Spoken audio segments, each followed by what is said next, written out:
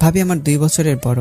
আজকে কতদিন পর বাড়ি এলাম, এবার ঈদ বাবা মায়ের সাথে করতে পারবো ভেবেই মনে অনেক খুশি হলাম।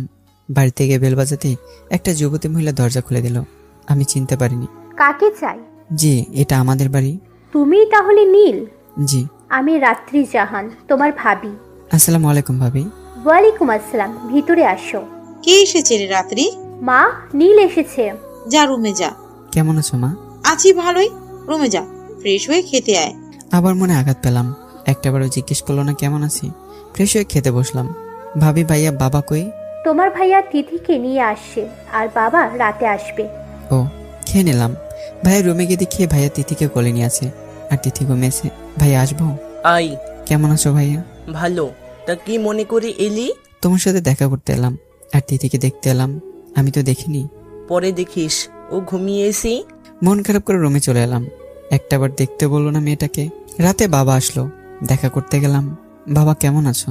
আছি ভালোই, তোর কি খবর? আমি ভালো আছি। পরে আসিস, আমি এখন ঘুমাবো।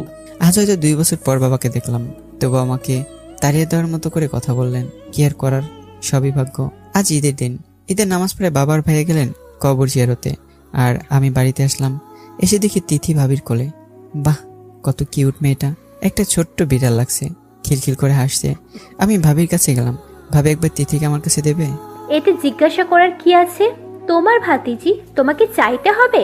ধরো, নাও, নিয়ে থাকো, আমি কাজ করব। ভাবি আমার কোলে দিয়ে কাজ করতে চলে গেলেন। মেয়েটা আমার কোলে আজ প্রথমবার এলো, দেখি যেন কলিজা ঠান্ডা হয়ে গেল। তবে কে জানতো আজকে তিথিকে কোলে নেওয়াটাই আমার জীবনে ঝড় নিয়ে আসবে। তিথিকে কোলে নিয়ে কিছুক্ষণ হাঁটলাম। একটুবার বাড়িতে ঢুকতে গিয়ে হঠাৎ পা পিছলে পড়ে গেলাম।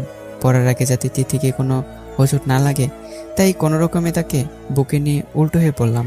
মাথায় অনেক আঘাত পেলাম, মাথা ফেটে রক্ত বেরোতে লাগলো। এমন সময় আবার ভাইয়ার বাবা বাড়িতে আসলো। তিথিকে চুপ করানো যাচ্ছে না। ভাইয়ের কাছে এসে তিথিকে নিয়ে নিল। আমার মাথা দিয়ে রক্ত বেরোয় পড়ছে। সেদিকে খেয়াল না করে ভাই আমাকে মারতে থাকলো। অনবরত লাথি মেরেই যাচ্ছে। একটু পর একটা লাঠি দিয়ে মারা শুরু করলো। ভাবি এসে ভাইকে থামানোর চেষ্টা করছে। মার বাবা দাঁড়িয়ে দেখছে, কিছুই বলছে না। মার খেয়ে আমার শরীরে অনেক জায়গায় ফেটে রক্ত বেরোচ্ছে। ভাইয়া মারতে মারতে অনেকক্ষণ মারার পর থামলো। মাথা দিয়ে এখনো রক্ত বেরোচ্ছে। হঠাৎ বাবা এসে চর মারতে থাকলেন। প্রায় 15-20টা চর মেরেছে। কুলাঙ্গার, শয়তান, কপাল পোড়া। জন্মের সময় পোড়া কপাল নিয়ে জন্মেছিস, জন্মের পর নিজের দাদিকে খেয়ে ফেললি, আর আজ আবার নিজের ভাতিজিকে মারার চিন্তা করছিস। আর তোর গায়ের চামড়া তুলে নিব। মা তখনও দাঁড়িয়ে থেকে দেখছে, এদিকে ভাবে আটকানোর চেষ্টাই করছে। বাবা, ওকে ছেড়ে দিন, ওর কোনো দোষ নেই। তিথিকে বাঁচাতে গিয়ে ও নিজের মাথা ফাটিয়ে দিয়েছে। প্লিজ বাবা, থামুন আপনি, অনেক রক্ত পড়ছে। তুমি বেশি কথা বলবে না, ওকে আজকে শিক্ষা দিতে হবে। কথাটা বলে বাবা লাঠিতে মারতে থাকলো। আমি নিচে পড়ে আছি, শরীরে কোনো শক্তি নেই, ব্যথায় উঠতেও পারছি না। আজ তুই এ বাড়ি থেকে বেরিয়ে যাবি, তোর পোড়া মুখ আমাকে দেখাবি না। চলে যা, আর যদি কোনোদিন তোর মুখ দেখি তোকে মেরে ফেলবো। মা শুনেও চুপ করে আছে। ভাবি চোখে পানি দেখতে পাচ্ছি, কিন্তু মায়ের চোখে চিন্তার কোনো চাপই নেই। শরীরে ব্যথায় উঠতে পারছে না, মাথা দিয়ে রক্ত পড়া একটু কমছে না, অনেক কষ্ট হচ্ছে। মনে মনে চিন্তা করলাম, আজকে আমি চলে যাব, আর কোনোদিন ফিরবো না এদের মাঝে। আর দেখা মনে দেখে পোড়া মুখ, অনেক কষ্টে উঠে দাঁড়ালাম।